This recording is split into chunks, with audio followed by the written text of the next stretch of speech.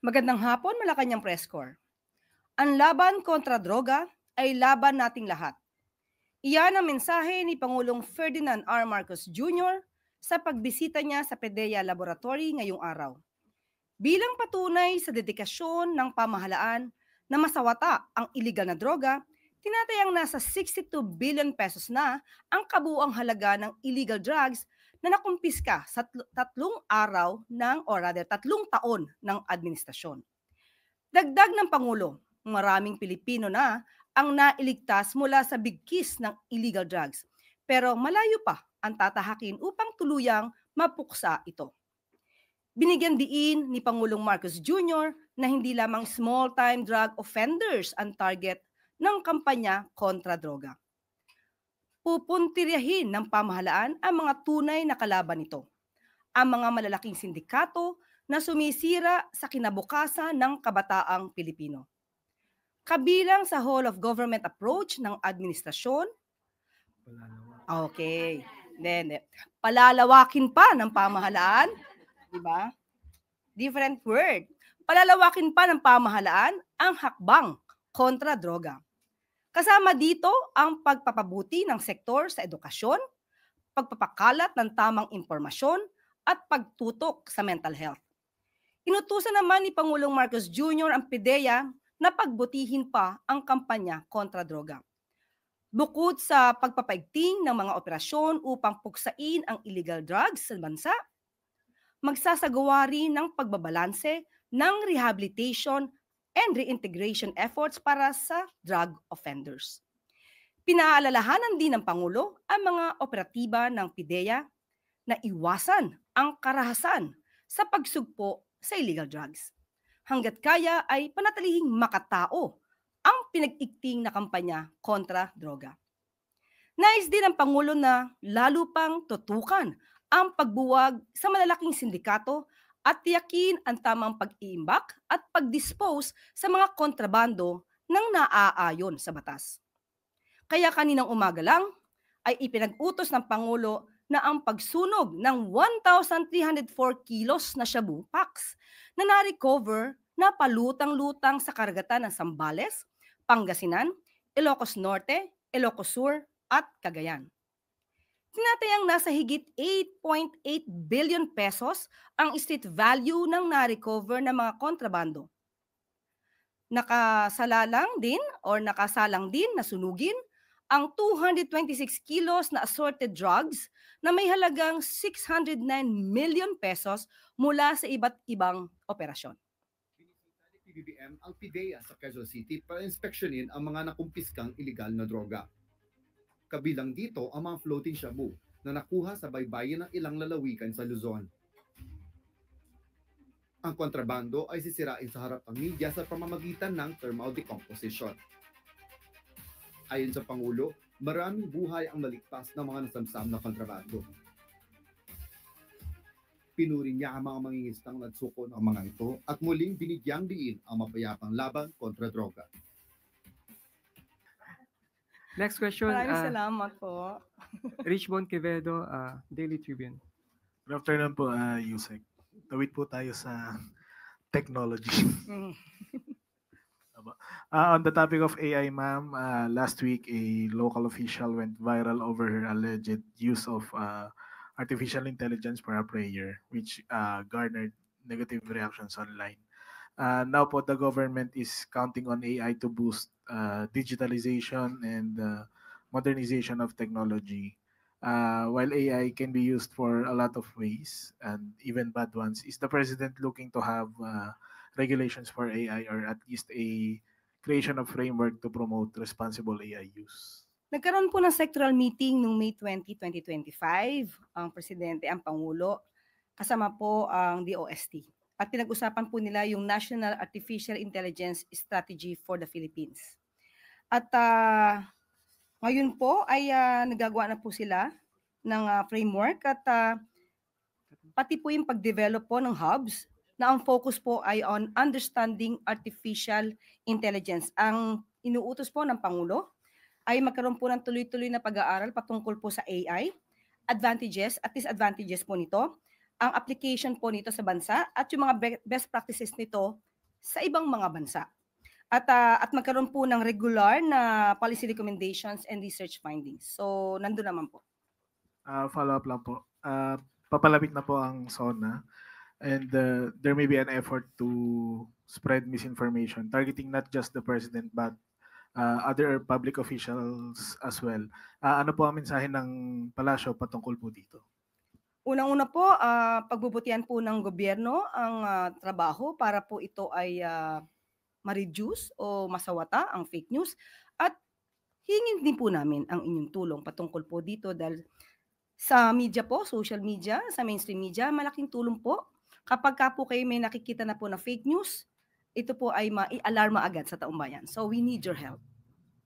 Thank you po. Thank you, Richbon. Next question, Clay Pardilla, PTV4. Magandang tanghali po, Yusek. Yusek, VP criticized the country's foreign policy and the administration's decision to allow foreign missiles in the Philippines. Ang sabi niya po, papapasukin mo ang missile ng foreign power sa bansa mo na alam mong kinaiinisan ng kalaban niya. Any comment po, Yusek? Salamat. Yes, the president said, we expect that from the Dutertes because they are pro-China. At ang Pangulo po ay pro-Philippines. Thank you, Clay. Eden Suarez.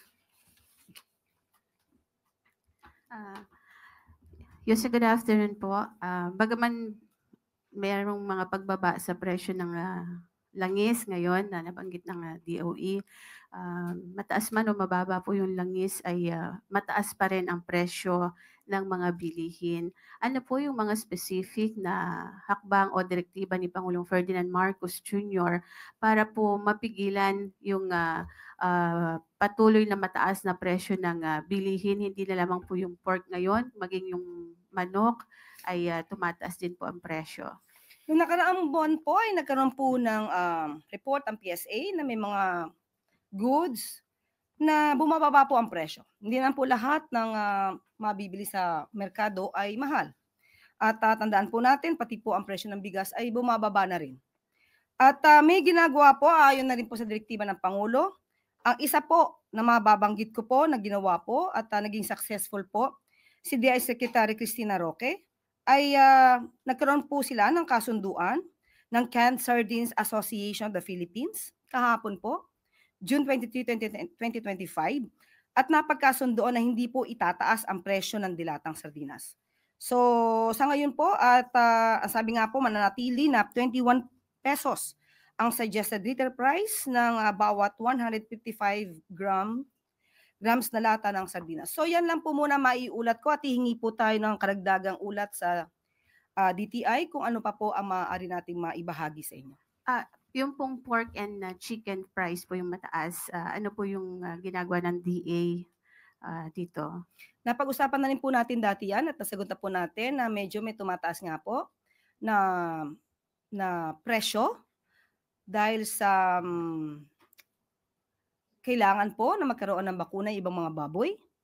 At hihingin po ulit natin na ibang detalye kung ano po ngayon ang prevailing price sa market po ng baboy at ng manok. Pero wala pong ASF ngayon. I think hindi po yun ang main reason bakit tumataas po yung presyo ng baboy. Ang sinasabi po ng mga biyahero ay parang hindi po kontrolado ng DA yung presyo sa yung farm gate price. Okay po, tatanungin po natin si DA Secretary patungkol po dyan kung may katotohanan po ang report na yan. Thank you, Eden. Ma'am Claire. Okay po. At bago po tayo magtapos, DBM, inaprubahan na ang additional 4,000 teaching jobs para sa taong 2025. Alinsunod sa direktiba ni Pangulong Marcos Jr. na palakasin pa ang suporta sa sektor ng edukasyon, inaprubahan na ng Department of Budget Management sa pangunguna ni Secretary Mina Pangandaman ang isa pang batch ng teaching positions para sa 2025. Aprobado na ang 4,000 new teacher 1 positions na may salary grade 11. Ito ang second batch na kukumpleto sa 20,000 teaching jobs na hiniling ng DepEd sa administrasyon. Bukod pa rito, sa naunang inaprobahan ng DBM na 10,000 non-teaching positions para sa DepEd nitong April 2025 lamang. Patunay ito sa pagtutok ng administrasyon ni Pangulong Marcos Jr. sa pagsasaayos ng education sector sa bansa. Dahil sa bagong Pilipinas, ang gusto ng Presidente ay dekalidad na edukasyon para sa bawat estudyante.